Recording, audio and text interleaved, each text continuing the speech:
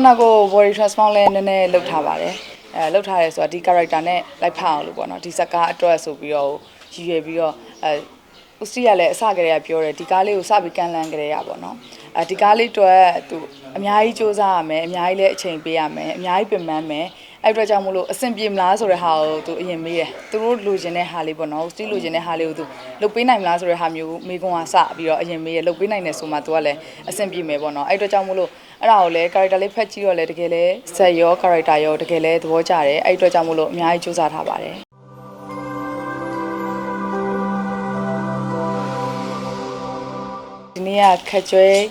စကားလေးတွေကြော်ဝပေးပါဟုတ် director ရော ဟုတ်စတီးပါဟုတ်အများကြီးစူးစမ်းထားပါတယ်ဒီကားအတွက်တကယ်လည်းအများကြီးပြင်ဆင်ထားတယ်မို့အခုဒီကားအခုဒီ9လပိုင်း9ရက်နေ့စရိုက်မယ်မို့6လပိုင်း1လလုံးဘာလုံးမလုပ်ဘူးဒီကားအတွက်ပြင်ဆင်ဖို့နားထားတာပေါ့နော်ဟုတ်ခန္ဓာကိုယ် body transform လဲနည်းနည်းလှုပ်ထားပါတယ်လှုပ်ထားရဲဆိုတာဒီ character နဲ့လိုက်ဖက်အောင်လို့ပေါ့နော်ဒီဇက်ကားအတွက်ဆိုပြီးတော့ရည်ရွယ်ပြီးတော့ဦးစီးရလဲအစကတည်းကပြောတယ်ဒီကားလေးကိုစပြီးကန်လန်းကြရပါတော့ဒီကားလေးအတွက်သူအများကြီးစူးစမ်းရမယ်အများကြီးလည်းအချိန်ပေးရမယ်အများကြီးပြင်ပန်းမယ်အဲ့အတွက်ကြောင့်မို့လို့အဆင်ပြေမလားဆိုတဲ့ဟာကိုသူအရင်မေးတယ်သူတို့လိုချင်တဲ့ဟာလေးပေါ့နော်ဦးစီးလိုချင်တဲ့ဟာလေးကိုသူလုပ်ပေးနိုင်မလားဆိုတဲ့ဟာမျိုးမေးခွန်းကစပြီးတော့အရင်မေးရလုပ်ပေးနိုင်တယ်ဆိုမှသူကလည်းအဆင်ပြေမယ်ပေါ့နော်အဲ့အတွက်ကြောင့်မို့လို့အဲ့ဒါကိုလည်း character လေးဖက်ကြည့်တော့လည်းတကယ်လည်းဇက်ရော character ရောတကယ်လည်းသဘောကျတယ်အဲ့အတွက်ကြောင့်မို့လို့အများကြီးစူးစမ်းထားပါတယ်ဦးစီးနဲ့ကပထမဆုံးဒါဆုံဘူးတာပါဒါပေမဲ့အရှိမတော့မှုတော့အများကြီးကြည့်ခဲ့ရပါတယ်ဇက်ကားတွေကြည့်ခဲ့ရတယ်အရင်နေ့ကဖောက်ဘက်တော်တော့ဆိုလို့ရှင်လည်းမှုတို့သွားကြည့်တယ်ဇက်ကားလည်းအရန်ကောင်းတယ်အဲ့အတွက်ကြောင့်မို့လို့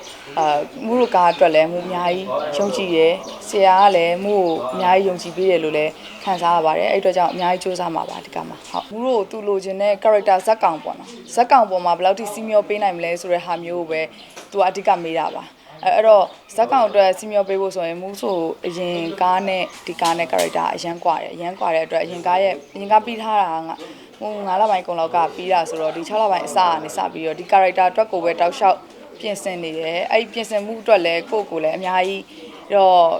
စူးစမ်းထားတယ်လို့တော့ထင်တာပေါ့နော် body transform လုပ်တယ်ဆိုတာကလေအမှန်တမ်းပြောငကိုကလေးကတော့ဝိတ်ချဆိုတာတင်ဖို့ပဲလွယ်တာချရတာကျန်နေခက်တယ်လေအဲ့အတွက်ကြောင့်မလို့စူးစမ်းပါတယ်မူအများကြီးစူးစမ်းတယ်ဆိုတော့ကိုတက်နိုင်တဲ့လောက်ပေါ့နော်အဲ့အတွက်လည်းအခုရတဲ့ result ကိုလည်းသဘောကျပါတယ်ဒီစကား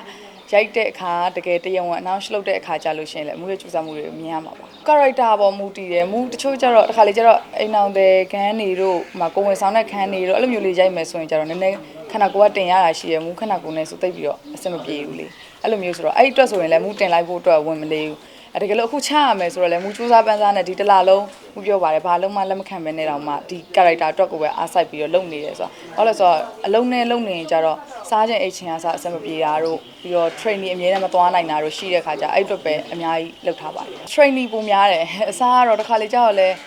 လူငယ်ဆိုတော့စားခြင်းတဲ့ချိန်စားလိုက်မိတာလည်းရှိတယ်မစားပြစ်လိုက်တာလည်းရှိတယ်အဓိကကမစားလို့လည်းမရဘူးအရန်စားလို့လည်းမရဘူးပေါ့နော်အဲ့လိုမျိုးလေးလည်းရှိတယ်အဓိက training မှာအရန်ပင်ပန်းတယ်ထမင်းစားတာအဲ့ပို့ပြီးတော့ဒုက္ခရောက်တာထမင်းအရန်စား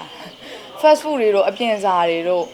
အဲ့လိုအရန်မစားဘူးတငယ်ချင်းတွေနဲ့အရန်စုံတော့မှတို့ခေါ်တော့မှပဲအဲ့လိုအပြင်ထွက်ပြီးစားပြတာထမင်းမဲစားတာထမင်းအရန်ကြိုက်တော့ပို့ခတ်ဟိုဟင်းချက်ရတာလည်းဝါသနာပါတယ်ဟင်းချက်ရဝါသနာကွက်ကိုချက်ပြီးကိုစားနေတာကိုချက်ကွက်ကိုတနေ့ကုန်ထိုင်စားဘယ်သူမှမစားကွက်ကိုချက်ကိုချက်ကိုကောင်းအဲ့တော့ကွက်ကိုချက်တယ်အိမ်မှာလည်းဟိုဘယ်မှလည်းမသွားပြဘူးအလုံးမရှိလို့ရှင်ဘယ်မှမသွားပြအပေါင်းတဲ့နေနဲ့လည်းမတွေ့ပြဘူးအလုပ်ကိုစီနဲ့ဖြစ်နေကြတော့အိမ်မှာတယောက်တည်းရှိတာကိုကိုတယောက်တည်းချက်တယ်တယောက်တည်းစားရတယ်အဲ့လိုသတိရတိုင်းထစားတယ်ထမင်းကိုအဲ့လိုဖြစ်နေကိုချစ်တဲ့သူတွေမေတ္တာစားတွေပေါ့ကိုချစ်တဲ့သူတွေဟင်းချက်ကျွေးတယ်ဆိုတာလည်းမေတ္တာရှိခြင်းတစ်ခုပဲလေဦးပြောတယ်လို့ဟင်းချက်ရတာလည်းကြည့်တော့တာလွယ်လေးအရန်ပင်ပန်းတယ်တကယ်ဟင်းချက်တယ်အဲ့ကြောင့်မေတွေဖေဆိုလို့ရှင်မိုးဆိုအမေဆိုနောက်ပိုင်းဆိုလုံးဝအမေကလည်းဟင်းချက်တာအရန်ဝါသနာပါနောက်ပိုင်းဆိုလုံးဝမချက်ခိုင်းဘာလို့လဲဆိုကိုအချိန်မရှိရင်တော့ရတဲ့အချိန်မှာရှိတာလေးကိုဖြစ်အောင်လုပ်ပေးရတော့အရန်ပင်ပန်းလို့ဟင်းချက်လေရာသီဥတုပူတာနဲ့အရန်ပင်ပန်းတယ်အဲ့ဒါကြောင့်ဟုတ်ဒီခက်ကျွဲစကားအတွက်မှုအများကြီးပြင်ဆင်ထားပါတယ်မှုစူးစမ်းထားတယ်မစူးစမ်းထားဘူးဆိုတာကပြိသက်ကားလေးထွက်လာတဲ့ခါကြလို့ရှင်ဝေဖန်သုံးသပ်ပေးပါမှုဘက်ကတော့မှုတက်နိုင်တဲ့ဘက်ကနေအများကြီးစူးစမ်းထားတယ်ဒီကားလေးအတွက်လည်းအများကြီးမျှော်လင့်နေအဲ့လိုပဲအားလုံးလည်းမျှော်လင့်ပေးကြပါအောင်လို့ဟုတ်ကျေးဇူးပါရှင်ကျေးဇူးပါ